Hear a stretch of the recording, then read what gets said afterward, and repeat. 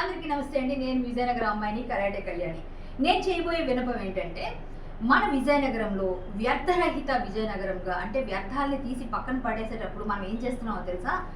మన విజయనగర పాలక సంస్థ వారు, నగరపాలక సంస్థ ఎవరైతే ఉన్నారో వాళ్ళు మనకి ఇంటింటికి వచ్చి ఏదైతే వ్యర్థాలు ఉన్నాయో వ్యర్థాలని కలెక్ట్ చేస్తున్నారు.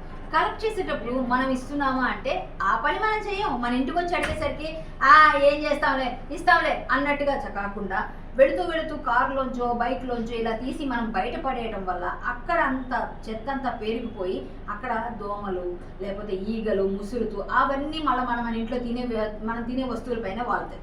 మన చుట్టుపక్కల ఉన్న ఇళ్ళలన్నిటికీ అవి మళ్ళీ వస్తాయి అతిథులుగా. కాబట్టి ఈ వ్యర్థాలని మనం తీసుకెళ్ళి వాళ్ళు వచ్చి మన ఇంటికి వచ్చి అడుగుతున్నారు కదా, అడిగినప్పుడు మన బాధ్యతగా మనం వారికి అప్పగించాలి. లేదా మనం అక్కడ పెట్టాలి, వాళ్ళకి రోజు ఇక్కడ పెడుతున్నామంటే అని చెప్పాలి. అప్పుడు వాళ్ళు తీసుకెళ్ళిపోతారు. అంతేగాని మీరు వెళుతూ ఎలా నిర్లక్ష్యంగా ఎలా పడతారో పడేస్తామంటే అది ఎవరి తప్పు? మనదే తప్పు. మన ఇల్లు మనం శుభ్రంగా ఉంచుకుంటాం, మన ఊరు మనం శుభ్రంగా ఉంచుకోవాలి, మన వీధి శుభ్రంగా ఉంచుకోవాలి. కాబట్టి ఈ వ్యర్థాన్ని ఎక్కడ పడితే అక్కడ పడేసి ఆ దోమలకి ఈగలకి స్థావరాలుగా మార్చకుండా పిల్లలకి కొంచెం మనం ఇప్పటి నుంచే క్రమశిక్షణ నేర్పిస్తూ వాటిని ఒక ప్రక్కన ఒబ్బిడిగా పెట్టడం నేర్పిస్తే నగరపాలక సంస్థ వారు వచ్చే పారిశుధ్య కార్మికులకి చాలా ఉపయోగకరంగా ఉంటుంది. మన వీధి కూడా చాలా అందంగా సుందరంగా ఉంటుంది. పొడి చెత్త తడి చెత్త ఇవన్నీ ఎలాగో మీకు తెలుసు. అలాగే వ్యర్థాలను కూడా చక్కగా మీరు కేర్ఫుల్గా మీరే బాధ్యతాయుతంగా తీసుకెళ్ళి వాళ్ళకి అందజేస్తారని కోరుకుంటూ ఖచ్చితంగా అక్కడిక్కడ పడేయకండి, దోమల బారిన పడకండి. ధన్యవాదాలు.